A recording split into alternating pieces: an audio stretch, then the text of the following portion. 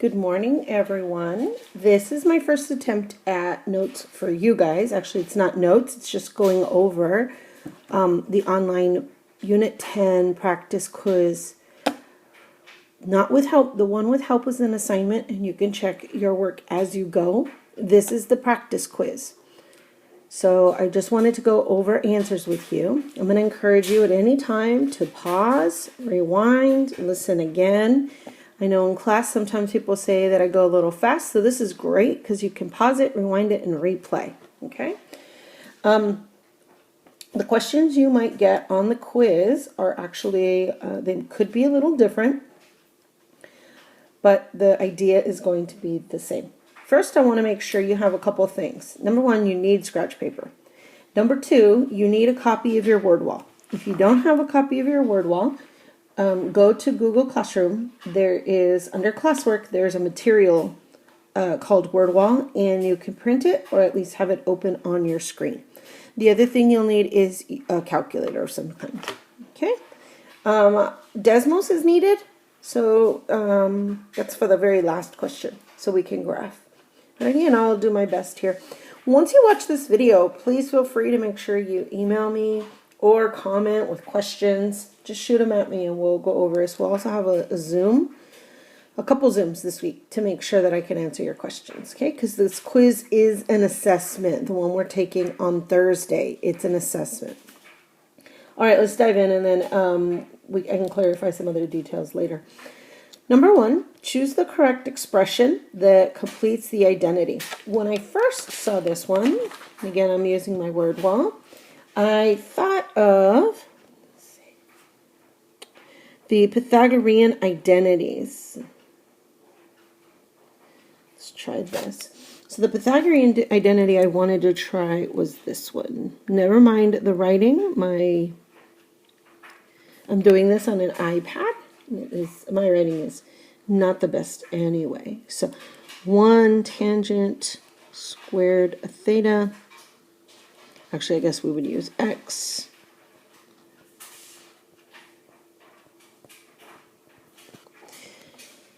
However, you're going to see if I move the secant squared this way, it would be negative, and that doesn't match what we have here. So that didn't work.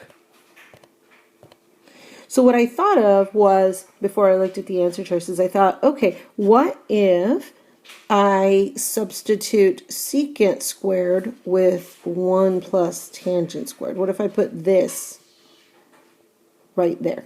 Okay.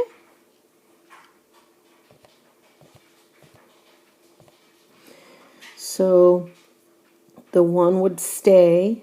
Actually, let's do it here. Secant squared would be 1 plus tangent squared. And then that'd be 2 plus tangent squared. When I looked at those answers, none of them really stood out to me, and there was no way that I could actually go any further. So there's some with tangent squared, but they don't quite fit. Now I've got this 2. So then I was looking at some of the other answer choices, and I want to focus on the ones that have, get rid of all this. Oh, darn. How do I get my slide back? There we go. Whew! I thought erase all strokes would just get rid of, it doesn't, okay. Sorry guys, I'm learning as we go here. There. So, starting all over, what I'm going to do is I'm going to take 1 plus secant squared. I don't know if you remember when I was introducing identities, I said you may often have to try again. What I want to do this time is leave secant squared because a couple of these have secant squared in them. Half of them did. The other 3 with tangents didn't match the way that I went. And so then if I left that, that means I could just focus on this 1. And looking again at the Pythagorean identities, we do have 1 plus cotangent squared is equal to cosecant squared. And I changed the thetas to x's. So if I want the 1, let's subtract cotangent squared to both sides.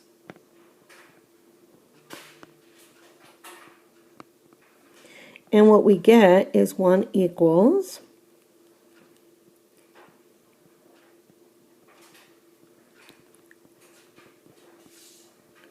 and some of you could just move that over, and I'm going to encourage you to rewrite all Pythagorean identities on your word wall like this.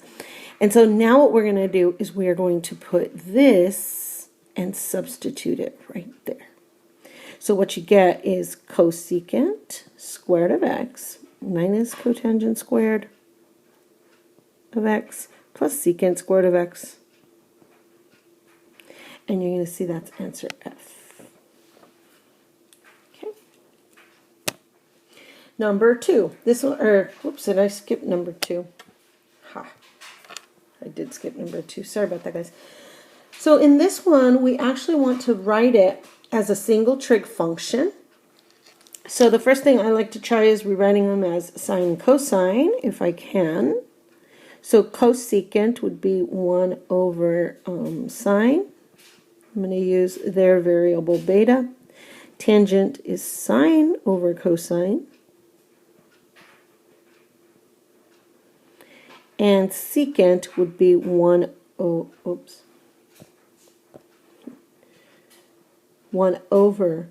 cosine. And then you can see, now let's look at the numerator portion, just what's above. When you see you have a sine beta and a sine beta in the numerator and the denominator, we can go ahead and cancel that. So what we end up with in just the numerator is 1 over cosine beta. And then in the denominator, we also have 1 over cosine beta. Anything divided by itself would be 1. But if you wanted to, you could leave the numerator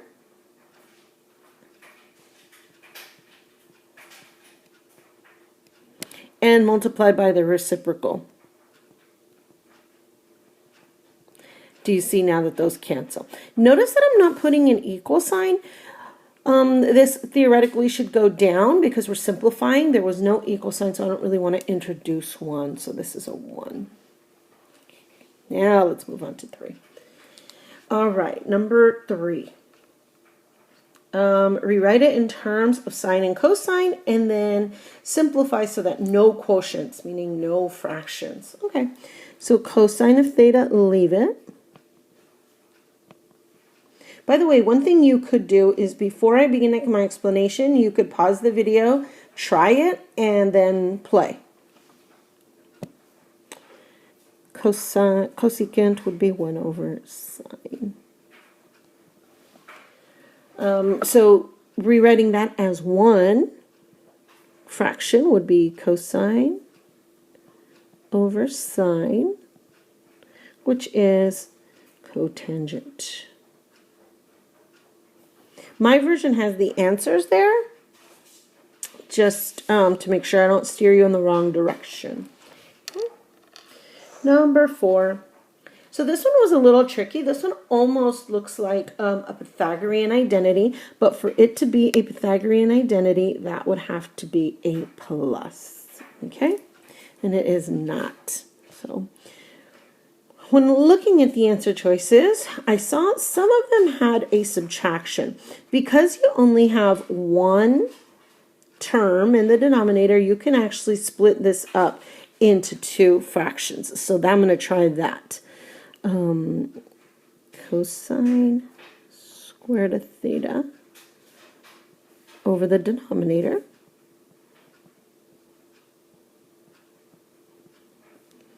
minus sine squared theta,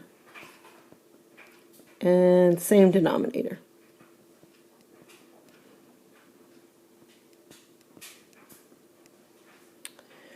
So let's simplify one of these cosines in the first term and one of these sines in the second term. So we still have a quotient, but we could rewrite them as sine and cosine. So tangent and cotangent. So let's see. So this would be cosine of theta, because one of them canceled, And then in the denominator, the only thing we have is sine theta. And then here, one of these sines canceled, leaving only one, and then cosine of theta. So on the left, that is cotangent. And that's how you would rewrite that without a denominator. And this one is a tangent, the one on the right. Tangent minus cotangent minus tan. There it is.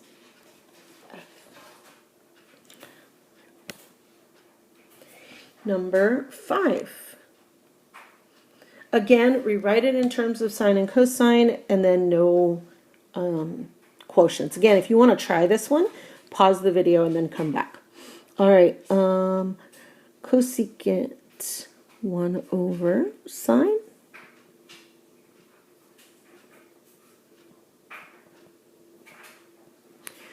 We need a common denominator, so I'm going to multiply both, or actually this one is over 1.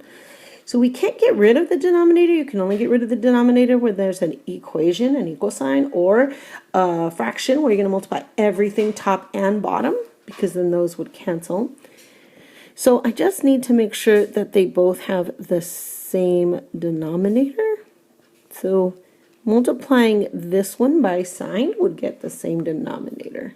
Go back to black. So 1 over sine theta.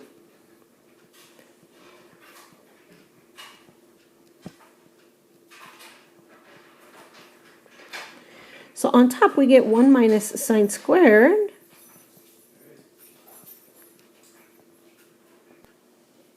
Okay, over the common denominator, which is sine of theta. To get rid of the denominator, do you remember that 1 minus sine squared, using a Pythagorean identity, can be cosine squared over sine theta? One more time, I'm going to tell you, make sure on your word wall you have converted all 3 Pythagorean identities to their alternate forms. This still has a fraction, but what you can do is that cosine squared, write it twice.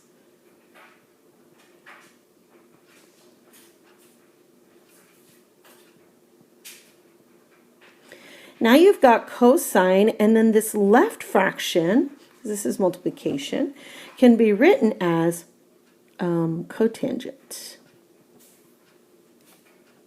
And cosine would stay. And now there's no fraction. And that is C. Doesn't matter which one's first or which one's second. For number 6, it says use identities to find the exact value of the expression. You actually have a word wall. Just go to your word wall, look up 120, and find the cosine, which is negative 1/2. Okay. Number 7. We have the cosine and 2 angles, so we are going to use the cosine sum or difference. So the formula for cosine sum or difference, this is the very first thing that we learned in this unit, so it should be towards the front of your notes. I'm going to write the formula for you. So you write cosine of, each angle, and subtract. Remember the signs are different for cosine, and then sine of each angle.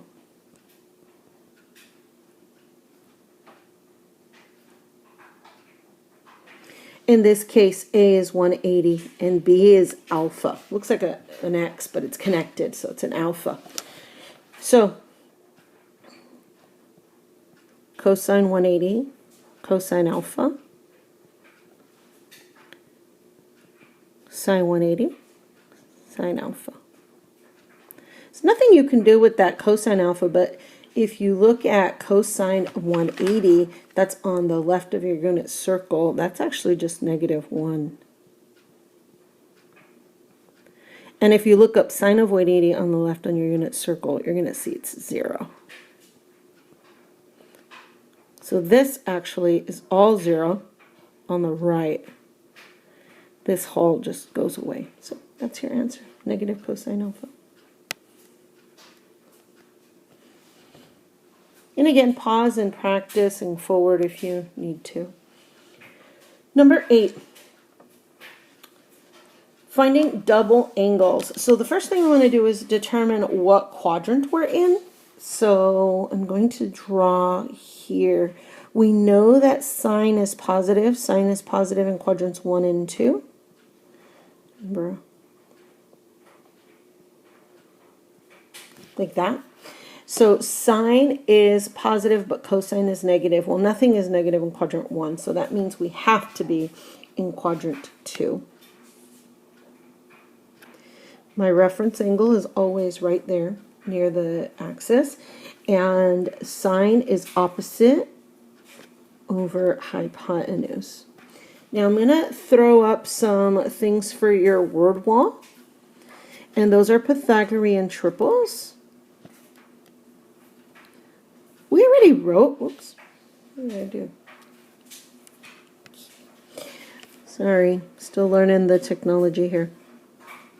Pythagorean triples, so 3, 4, 5, and any multiple, 5, 12, 13, and we wrote these, but maybe you were absent that day. 7, 24, 25, 8, 15, 17, and 9, 40, 41. Just throw those. There's a white spot on your word wall. You can throw those in there. Again, we already wrote them. You can use Pythagorean theorem to find the missing side, but it's kind of a pain. So this side, this missing side would be a 40, and because it's in a left direction for the x, that is negative. You can see here the y is going up, so it would be positive. And remember, the radius is always positive. All right, so right here, real quick, we're going to need the sine. I'm just going to find sine of theta. Actually, we know sine of theta, so I'm not going to find sine of theta. We have it. They gave it to us. I'm going to find cosine of theta. Negative 40 over 41. I'm also going to find tangent in theta, just in case. It's always good just to give those practice. Negative 9 over 40. And it really doesn't matter where the 9 is on the with the 9 or the negative with the, if it's at the 9 or the 40. All right, so let's do sine 2 theta formula. There's only one.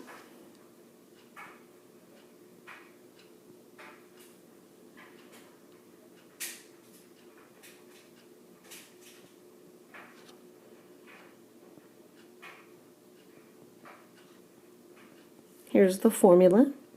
You can probably hear my laundry in the background. Sorry. Oops. I should have made those thetas. Yeah. There. That looks pretty good. So 2. Sine of theta is given to us. And cosine of theta we calculated. Remember that 2's over 1, so multiplying all the numerators. 2 times 9 times negative 40 is negative 720.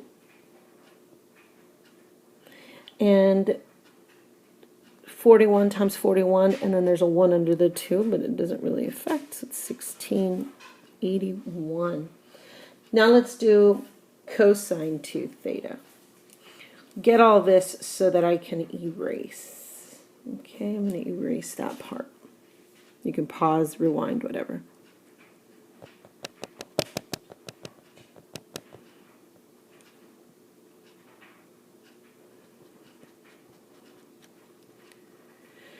All right, I'm going to leave my triangle. So now let's do cosine 2 theta.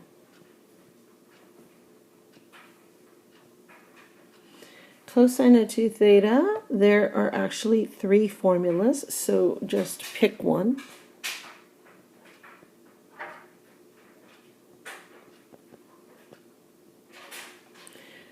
All right, I chose the first one. Cosine is negative 40 over 41. My dryer just stopped. And sine and they are squared. So this would be 1600, 40 squared, and it's going to be the same, minus 81. Be positive, and then 41 times 41 was 1681, and 1600 minus 81, doing that in a calculator,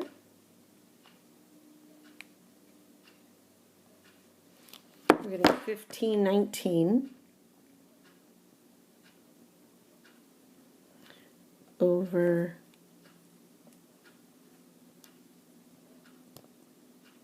1681. There. Yep, that works. All right, let's do number 9. So I like in number 9 how it actually tells you to use the half number or half angle. So go to those. We're looking for a number that's on the unit circle, and when we half it, we will get 22.5. So I think 45 would work, because cosine of 45 over 2, if you take 45 divided by 2, you would get 22.5. So A is going to be 45. The formula for the half angle is equal to plus or minus. So I'll remind you how to do that in just a sec.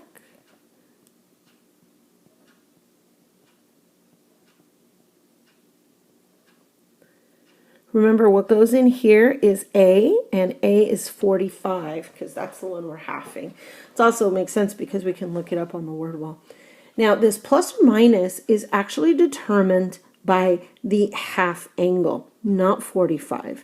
In this case, 45 degrees and 22.5 are both in quadrant 1, so it doesn't matter, but you always want to see where is all of it halved, where quadrant is that in, and that's in quadrant 1, so it is positive. We are not going to use the negative. Okay. Now, cosine of 45 is radical 2 over 2. Everything's under this fraction.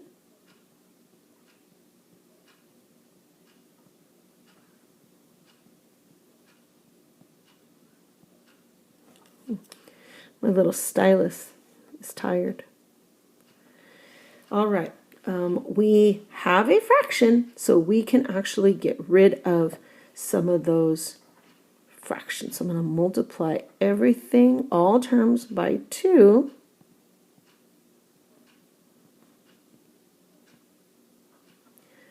Be careful. You want to make sure you know what's in the numerator so that then those cancel. Okay.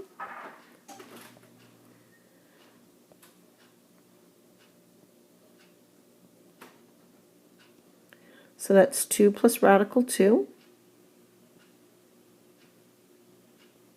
And on the bottom you get 4. Now this square root on top, or this radical, you can separate it into 2, and do you see how the denominator becomes a whole number, which is great. The rules for radicals and fractions is okay in the numerator. This one actually has 1 embedded in another. And then if you just square root that bottom 4, you get 2. Okay. Number 10. I think these start to go a little quicker. So number 10, if you want to pause and check, see what you got. This is arc sine, and if you look at the word wall next to the unit circle, you're going to see we've got domain and range restrictions. So the input is the domain, and 0 is definitely between -1 and 1. So we're looking for the range, what values. Remember that for sine inverse or arc sine, it's negative pi over 2 to pi over 2, and these are actually included in the endpoints because they are 0. So it's fine. So this is how I made you visualize. These quadrants cannot be entered. Okay, so you either go up if you're going that direction, or you have to go negative if you're going down. You cannot pass through quadrants 2 and 3. Luckily for us, the value of sine is 0 right here. So it's just 0.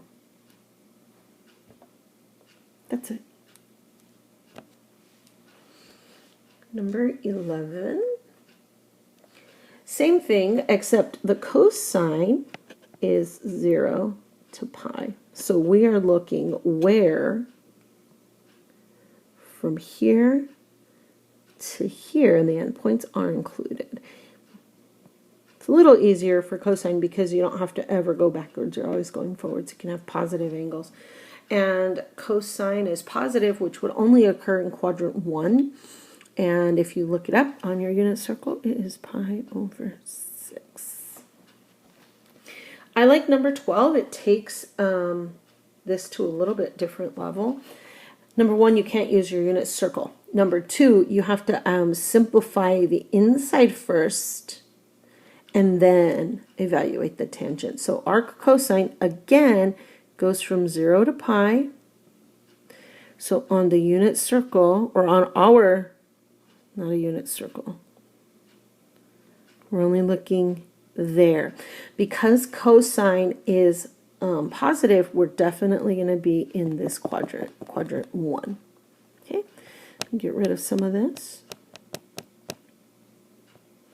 and draw my triangle here. It doesn't have theta, but we know the reference angle would be there, and cosine is adjacent over hypotenuse, and that would make the opposite a 4. Again, you could use Pythagorean theorem if you don't like the triples.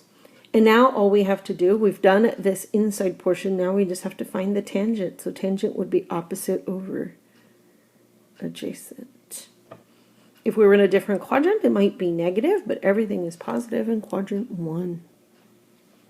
All right, number 13 was fun for me, but there was a lot of writing, so rather than having to erase again and again, I'm just going to do one part and then move on to the next. So they gave us some information, and now they want us to find sine of A plus B. So before I do anything, I'm going to draw A and B.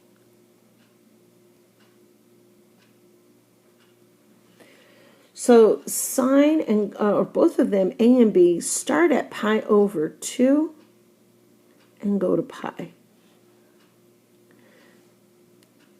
So pi over 2 is up here and pi is here. So we are in quadrant 2. Actually, that's true for both of these. So let's draw an A and let's draw B.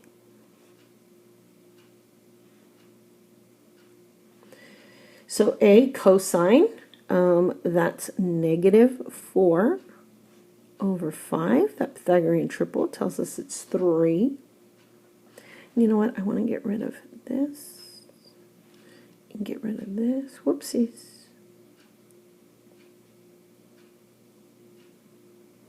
There. And B is sine is 15. Makes sense that's positive. And then the Pythagorean triple is 8, but remember that would be negative. All right, let's do sine of A plus B. The formula for sine of A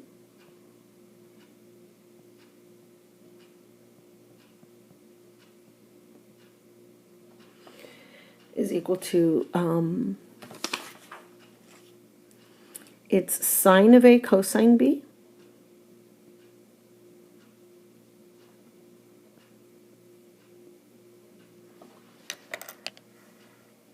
plus cosine of A sine of B.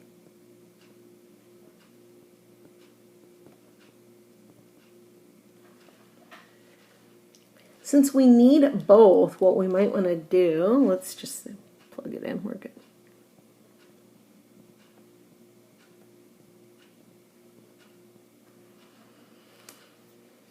So sine of A, looking at the left triangle, is 3/5. Cosine of B, looking at the second triangle, is -8/17. And then looking at cosine of A and sine of B. Remember that you can pause at any time And make sure that you're getting everything. I'm going to multiply those numerators, multiply those denominators.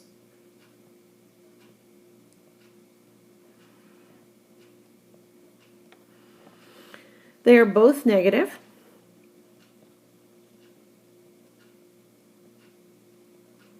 This is my answer for part A. Let me double check with my earlier work.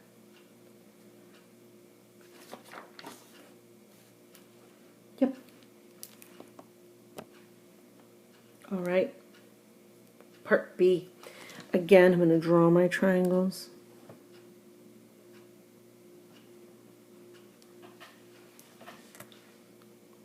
Sure, I got it right.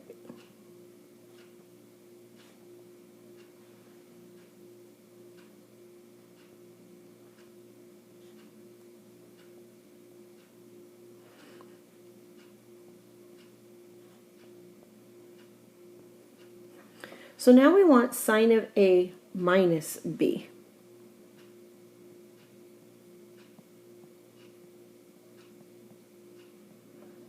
Very similar to what we did last time, except the sign changes in the middle. So if you want, pause, see if you can try it, and then play when you're ready.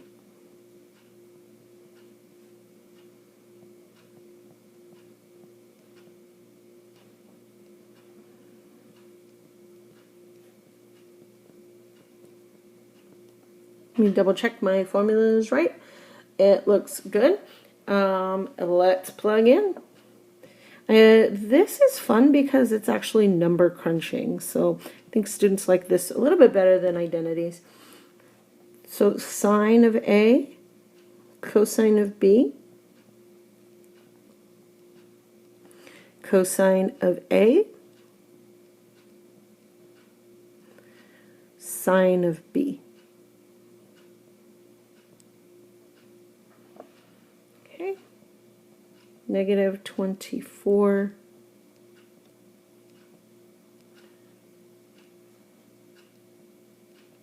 and negative 60. This time we have two negatives that would make a positive, and so when we combine those terms, we're getting 36.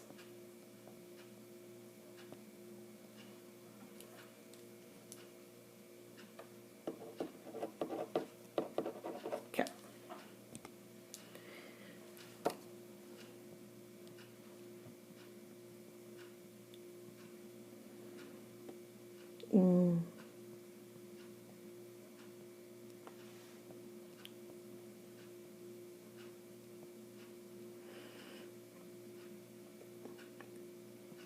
I keep forgetting where everything is. That's okay. It probably gives you a chance to catch up. Sorry if I'm going slowly. Just we're not together in class for you to answer questions, so I want to make sure that I get everything. All right, tangent of A plus B. Let's copy the formula down. It's tan A plus tan B.